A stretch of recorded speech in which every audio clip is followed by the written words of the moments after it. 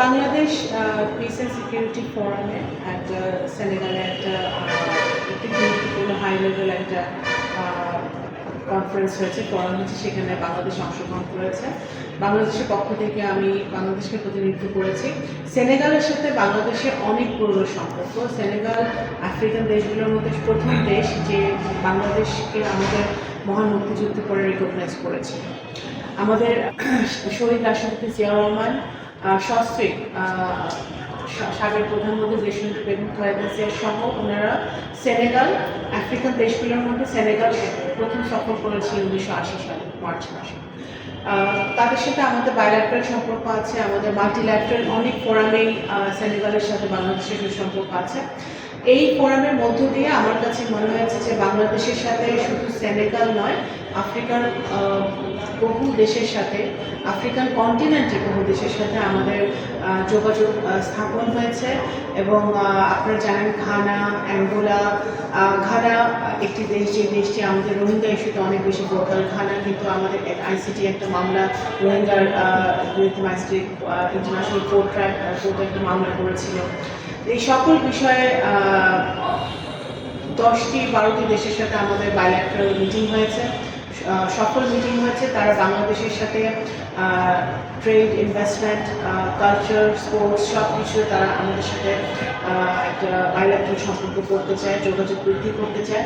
এবং বাংলাদেশের জন্য মাননীয় প্রধানমন্ত্রী জনক তারেক রহমানের নেতৃত্বে আমরা আফ্রিকার সকল দেশের সাথে আমাদের সম্পর্ক আরও বেগবান করতে চাই। তারা অত্যন্ত প্রশংসার সাথে স্মরণ করে বাংলাদেশের আমাদের ইউএন পিসকিপিংয়ে যে আমাদের সেনাবাহিনী যাচ্ছেন এবং তারা আফ্রিকার বিভিন্ন দেশগুলো তারা তাদের যোগ্যতার সাথে তাদের ভূমিকা রাখছে। তো সেই সব জিনিসগুলো তারা স্মরণ করে এবং তারা মনে করে যে বাংলাদেশের সাথে আমার আরও বেশি সম্পর্ক যোগদান হতে পারে, যেটা হবে।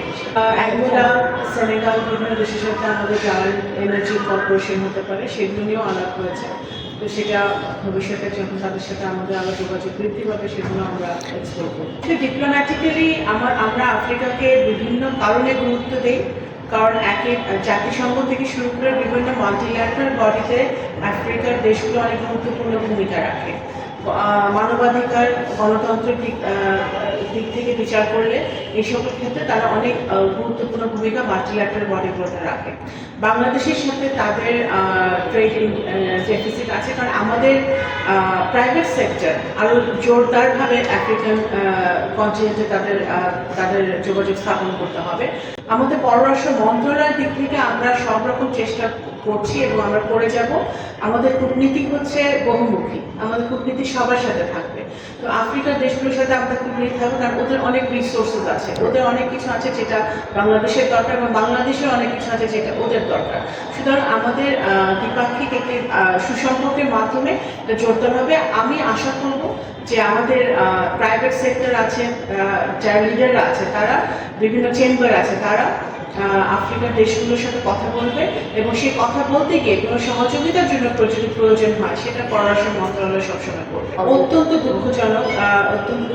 আমি ইতিমধ্যে একটি ছেলে বা একটি মেয়ে ফ্লোরিডাতে নিহত হয়েছে নৃশংসভাবে। ছেলেটির ডেড বডি পাওয়া গেছে, আরেকজনের ডেড বডি এখনো পাওয়া যায়নি, যেটা আমরা শুনেছি। আমাদের মন্ত্রণালয়, আমাদের ওয়াশিংটন ডিসির mission, Bangladesh embassy, state department, FBI থেকে শুরু করে সকল সংশ্লিষ্ট এজেন্সির সাথে আমরা যোগাযোগ রাখছি প্রতিনিয়ত। আমি ব্যক্তিগতভাবে দুজনের গার্জিয়ানের সাথে আমি কথা বলেছি। যেটি মেয়ে বৃষ্টিও যে নিহত হয়েছে, ওর ভাইয়ের সাথে আমি কথা বলেছি, এবং ছেলে লিমন, ওর বাবার সাথে আমি কথা বলেছি গতকালকে। আমাদের পক্ষ থেকে আমরা সকল সহযোগিতা করব।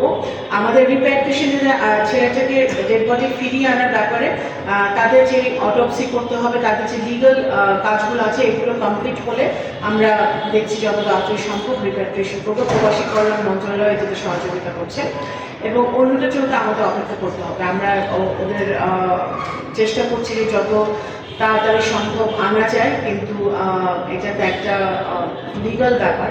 তো সেই জায়গাটায় আমরা যুক্তরাষ্ট্রের সকল স্টেক হোল্ডারের সাথে আমরা গভীরভাবে যোগাযোগ রাখছি। আমরা দাবি করব বাংলাদেশ থেকে এবং মন্ত্রণালয় থেকে যাতে যুক্তরাষ্ট্র এর ইনভেস্টিগেশনটা ভালো মতো করে, দ্রুততার সাথে করে, এবং যারা এই নৃশংস ঘটনা ঘটিয়েছে সেটা বের করে যেন তাকে বিচারের আওতায় আনা।